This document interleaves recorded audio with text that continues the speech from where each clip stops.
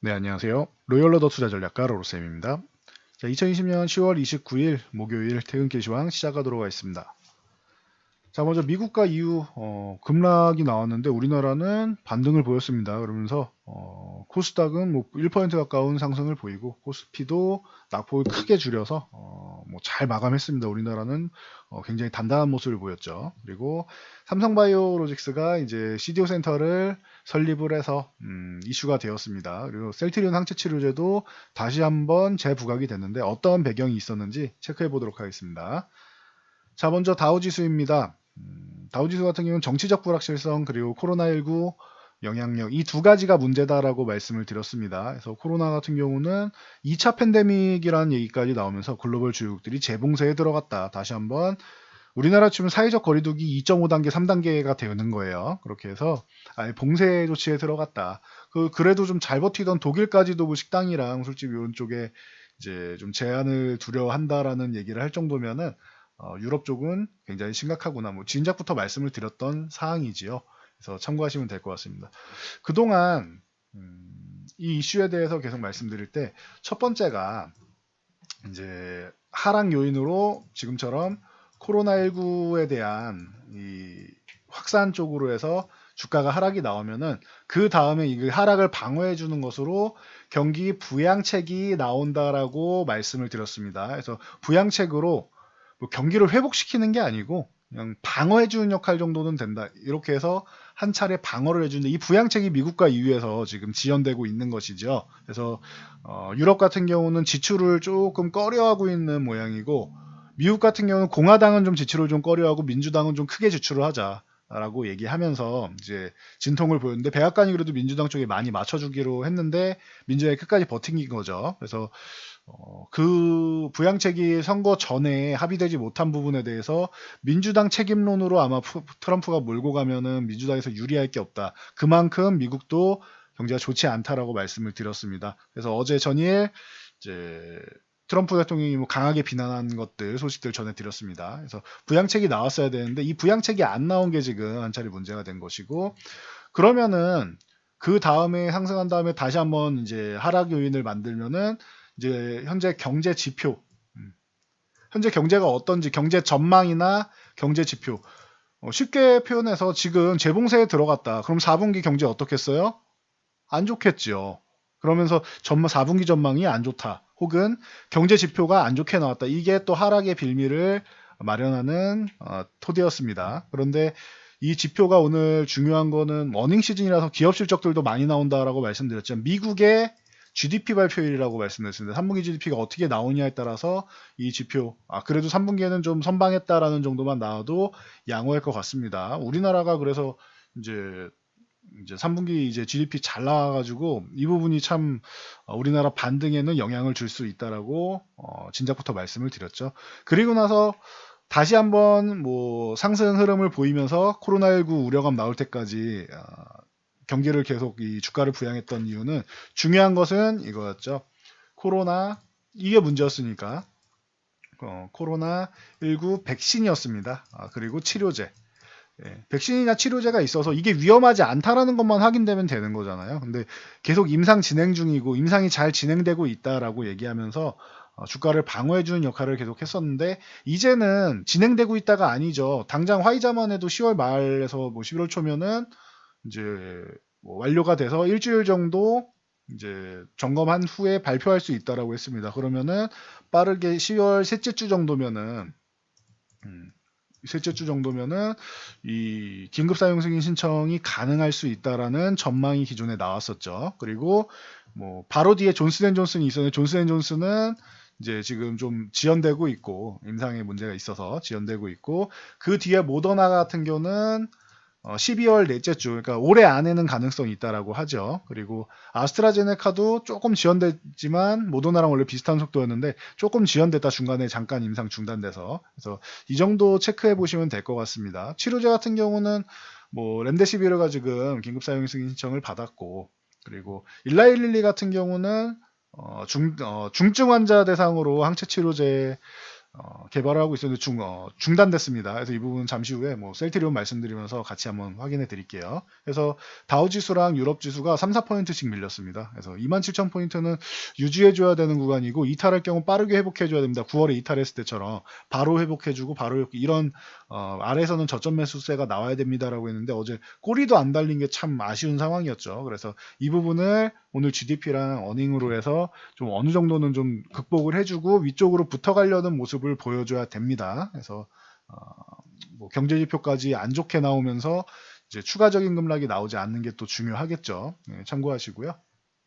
자, 우리나라 지수는 미국이나 유럽과는 좀 달랐죠. 그래도 전체적으로 아시아 증시가 전체적으로 그렇고 우리나라도 좀 뭐 그래도 극복을 잘 하고 있는 편이죠. 성숙한 시민 의식이 돋보인다라고 말씀을 드렸습니다. 그래서 이 우리나라 지수도 하락은 보였지만 시작은 뭐 개파락은 나왔지만 그래도 뭐 장중에 2% 가까이 밀리게 했지만 그래도 낙폭을 꽤나 회복하면서 2326포인트까지는 올라왔어요. 그래서 0.79% 정도 하락이었고 코스닥 같은 경우는 오히려 반등이 나오면서 플러스 전환이 됐죠. 1% 가까운 상승이 나오면서 종가를 고가로 마치면서 이제 0.95% 반등이 나왔습니다. 그래서 지금 코스닥은 오늘 하락 출발한 후에 800포인트 위쪽으로만 해줘도 그래도 최소한의 것은 해주는 거다라고 이제 생각하고 있었는데 800포인트는 이탈하지 않는 게 좋다고 말씀드렸죠. 근데 개파락 나온 다음에 800포인트를 회복하는 거는 물론이고 뭐 아주 강력하게 뭐 밀어 올렸습니다. 저점 대비해서는 20포인트 이상을 밀어 올린 거예요. 그러니 이제 코스닥은 말씀드렸던 변곡점부터 시작해가지고 월요일 오후였죠. 변곡점부터 시작해서는 계속 좋은 모습을 보이고 있습니다. 수급은 좋지 않았어요. 오늘 수급은 좋으면 그게 더 이상한 거죠. 자, 미국이랑 유럽, 우리나라의 대부분 투자자들이 뭐 일부 이제 일본이나 뭐 홍콩 뭐 이쪽도 있지만 대부분의 큰 자금들이 이제 미국이나 뭐 유럽 쪽에서 많이 들어오기 때문에 뭐 중동도 있지만 많이 들어오기 때문에 중동도 뭐 벗어날 수는 없겠죠. 미국 유럽이 저렇게 안 좋으면. 그래서 주식을 오랜만에 좀 대규모로 매도를 했습니다. 코스피 주식을 5천억 매도를 했고 선물도 한 8천 계약 정도 매도하면서 기존에 다시 매수 쌓아놨던 거 청산을 했고 콜옵션과 풋옵션 같은 경우도 아래쪽 하방 포지션에서 오늘은 전체적으로 포지션은 아래쪽으로 잡아놨습니다. 그래서 지금 현재 구간에 대해서 리스크는 관리를 해야겠다라는 것을 의원들이 표현을 해줬다. 그리고 코스닥 주식 같은 경우는 800억 매도인데 그래도 최근에 매수했던 양에 비하면은 일부 정리한 수준이기 때문에 코스닥을 아예 뭐 소위 패대기 치거나 하는 그런 움직임은 아니었습니다. 그래서 뭐 코스피가 조금 부담이 됐지만 코스피도 반등은 잘 나왔고 코스닥 같은 경우는 강력한 모습을 보였는데 이 부분은 외국인 물량은 뭐 기관 투자자들이 좀 대부분 좀 받아갔다. 기관이 이제 매도를 안 하기 시작하니까 시장이 좋아지죠. 그래서 기관이 과하게 매도했던 부분을 이제는 조금 이제 풀어주는 모양이다라고 생각하시면 될 것 같습니다. 그래서 단기적으로 리스크는 남아 있고 미국의 정치적인 이슈도 뭐 일주일 정도는 진행될 수 있지만 어찌됐건 코로나 때문에 지금 시작된 것이라면은 이 코로나는 백신이 나오고 이제 뭐 치료제가 나오면서 이제 어느 정도는 이제 좀 안정화 단계로 갈 가능성도 충분하지 않겠느냐라고 말씀드리겠습니다. 그래서 참고하시면 될 것 같아요. 자, 종목 동향으로 가서 자, 삼성전자 컨퍼런스 콜이 있었습니다. 그래서 뭐 중요 내용은 오늘 뭐 삼성전자 주가는 밀렸지만 뭐 내년에 수요 회복이랑 뭐 신규 CPU 출시 같은 경우가 있어서 인텔이 신규 CPU가 계속 뭐 자꾸 밀리고 좀 시원찮게 나오죠. 인텔이 지금 굉장히 좀 어려운 구간입니다. 그래서 이 영향 전체적으로 해서 원래 올해 수요 회복 같은 부분이 있어야 되는데 코로나 때문에 조금 지연됐죠. 그래서 내년에는 반도체 턴어라운드 전망이 된다. 뭐 당연한 거죠. 이거 올 3분기에도 우려됐었는데 우려감이 있다라고 했는데 3분기 실적도 선방을 했고 삼성전자는 실적이 굉장히 잘 나왔다라고 말씀드렸습니다. 생각보다 굉장히 잘 나왔기 때문에 만약에 이렇게 하락이 나와서 뭐 돌바락제가 나와서 밀리더라도 뭐 이건희 회장 별세부터 시작해서 삼성전자에 좀 부담되는 내용들이 많이 나온 것이죠. 그랬음에도 불구하고 삼성전자 뭐 내년에 전망은 밝으니 기업의 이 주가라는 것은 기업 가치에 수렴한다라고 말씀드렸습니다. 그래서 삼성전자는 6만 원 위쪽에서는 저항을 한 차례 받을 수 있다라고 했는데 저항받고 한 차례 밀린 것이고 여기에 이슈들은 좀 플러스 알파 요인이었다 생각하시면 될 것 같아요. 결론적으로 주가는 기업 가치에 수렴하기 때문에 실적이 이렇게 잘 나오고 내년에 더 좋아진다라고 하면은 계속 하락할 이유는 없겠죠. 그럼 이 정도로 박스권 형성하고 있구나라고 생각하시면 될 것 같아요. 이렇게 박스권 형성하고 다시 반등 나오면 또 6만 원 위쪽을 두들겨 볼 수는 있겠죠. 그래서 62,000원을 돌파해야지 삼성전자는 새로운 시세를 만들고 사상체 호가를 갱신해서 돌파해 나간다라고 누누이 말씀드렸습니다. 참고하시면 될 것 같아요. 자, 그러면 내년에 이렇게 반도체가 턴어라운드 된다라고 하면은 기존에 누누이 말씀드렸던 지금 최근에 밀려있던 소부장 섹터들 좋다라고 말씀을 드렸죠. 그래서 뭐 테스, 원익 IPS, PSK, 테크윙, SK머티리얼즈, SNS텍, ENF 테크놀로지, 원익머티리얼즈 등등 기존에 소개시켜드렸던 종목들 많죠. 체크해 보시면 됩니다. 이 종목들이 긍정적인 모습을 보이고 있다. 조만간 한번 영상으로 따로 빼서 한번 안내 드리도록 하겠습니다. 그래서 소부장 섹터들 오늘 좋은 모습 보이면서 최근에 이 변곡점부터 시작해서 좋아지고 있죠. 그래서 소부장 여러분들 관심 가져보시면은 괜찮다. 그리고 비메모리도 좋다라고 누누이 말씀드렸습니다. 참고하시면 될 것 같아요. 이거는 연말 연초 테마랑도 관련이 없고 그리고 미국 대선하고도 관련 없고 이건 산업 동향이다라고 말씀드렸습니다. 그래서 체크하시고요. 자, 그리고 코로나가 이렇게 재확산되고 우려감이 커지면은 어닝 시즌 기대감에 맞춘 종목이기도 하고 코로나에 맞춘 종목이기도 한 진단키트 관련주들이 조금 주목받을 수 있다고 말씀드렸습니다. 대장은 시전이다라고 말씀드렸고 실적이 뭐 받쳐주기 때문에 적어도 뭐 예상치에 못 미친다 하더라도 그러면 좀 문제는 되겠지만 어느 정도 예상치 정도만 되면은 괜찮고 예상치 못 미치면 빠져나오셔야 돼요.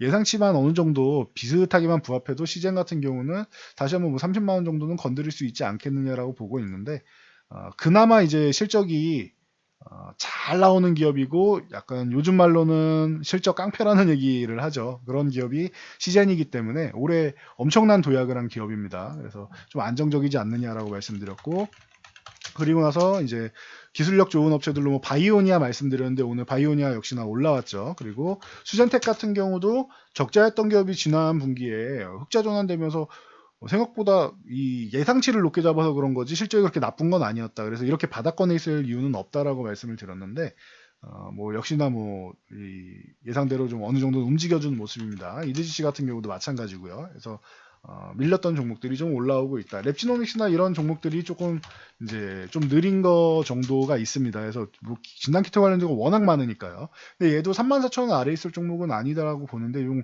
낙폭이 과하지 않느냐라고 말씀을 드렸죠. 참고 정도 하시면 될 것 같아요. 그리고 반대로 항공주나 여행주, 카지노주 어떻겠어요? 당연히 안 좋겠죠. 그러니 우리나라는 그래도 지금 변곡점 부근이고 해서 잘 버틴 편입니다. 그래도 이렇게 코로나가 재확산 얘기가 나오면은 별로 좋지 않겠죠. 그래서 제가 계속 말씀드리는 게 주변 분들 해외여행 갈 건지 안 갈 건지를 한번 잘 살펴보시면 돼요. 이쪽은 항공주, 여행주, 카지노주 이런 계열은 내 주변 사람들이 해외여행을 갔다 올 것인가, 갔다 오면 또 2주 격리돼야 되잖아요. 이런 부분을 다 감안을 했을 때 당장은 쉽지 않다. 대신 뭐 항공주 같은 경우나 뭐 택배 요즘 잘 되는 것처럼 화물 쪽을 담당하고 있는 업체들은 그래도 뭐 예를 들면 대한항공 같은 그런 업체는 그나마 이제 화물 쪽에 대한 기대감은 있다. 여객 쪽은 당분간은 아직까지는 조금 어렵지 않겠느냐라고 꾸준히 말씀드리고 있습니다. 그러니까 참고하시면 될 것 같아요. 반등 시에는 매도로 대응한다라고 제가 계속 말씀드린 게 이 코로나가 어느 정도 위험 요소가 좀 해소되지 않으면은 쉽지는 않은 상황이다. 라고 생각하시면 됩니다. 그리고 자, 삼성바이오로직스가 이제 뭐 그동안 뭐 여기 68만 원 이탈할 구간은 아닌데 이탈해서 이것도 좀 과합니다라고 말씀드렸죠. 최근에 종목들이 다 과하게 좀 밀려 있었는데 오늘 뭐 한 번에 그냥 올라왔습니다. 자, 세계적인 바이오 기업들이 탄생하고 미국의 세계 최대 규모 연구단지가 있는 곳이죠. 이 샌프란시스코. 이곳에서 이제 CDO 위탁 개발 R&D 센터를 설립해서 개소식을 했다라고 해서 이제 올라왔습니다. 오늘 거의 이 무거운 종목이 10% 가까이 9.42%가 올라왔는데 현재는 이제 글로벌 빅파마나 이제 바이오테크랑 보다 긴밀하고 신속하게 커뮤니케이션을 뭐 하고 그리고 의학 개발 과정을 지원하겠다라고 합니다. 그래서 원스톱 시스템이라고 뭐 얘기를 하는데 삼성바이오로직스가 또 하나의 이제 먹거리 쪽으로 해서 미국에다가 아주 크게 한번 거하게 일을 내려고 하고 있습니다. 그래서 기대감으로 좋은 모습을 보이고 있다. 자, 그리고 셀트리온 같은 경우도 오늘 좋은 모습 보였는데 이제 이것도 25만 원 아래 있을 건 아니고 JP모건 뭐 악성 리포트 이후로 좀 밀려내리긴 했는데 호재가 계속 나왔음에도 불구하고 안 올라갔죠. 이건 수급적인 영향이다라고 말씀을 드렸어요. 기업이 나빠서가 아니다. 왜냐? 삼성바이오나 셀트리온 같은 경우는 올해 실적이 좋아지는 기업이고 셀트리온은 특히나 미국의 트룩시마 유럽의 램시마 SC를 통해서 실적이 뭐 아예 급격하게 개선되는 뭐 제2의 도약기다라고 말씀드렸습니다. 그래서 실적은 눈으로 확인되고 있고 이미 뭐 잘 판매되면서 확인이 되고 있습니다. 그리고 여기에 호재들이 막 쌓여 있는데 반영을 안 해줬었어요 그동안. 그래서 오늘 아까 말씀드린 일라이릴리가 이제 항체 치료제로 개발을 하고 있었는데 이게 중증 환자들한테 도움이 되지 않는다라고 미국 국립보건원이 결론을 내렸어요. 그래서 임상을 중단했습니다. 그러면은 셀트리온 항체 치료제도 문제되는 게 아닌가라고 생각하시는 분들이 있을 텐데 셀트리온은 기존부터 얘기한 게 일라이릴리가 문제가 된 거는 중증 환자였습니다. 중증 환자. 네, 중증 아니다. 이 항체 치료제는 경증 환자 조기에 치료를 해야 된다.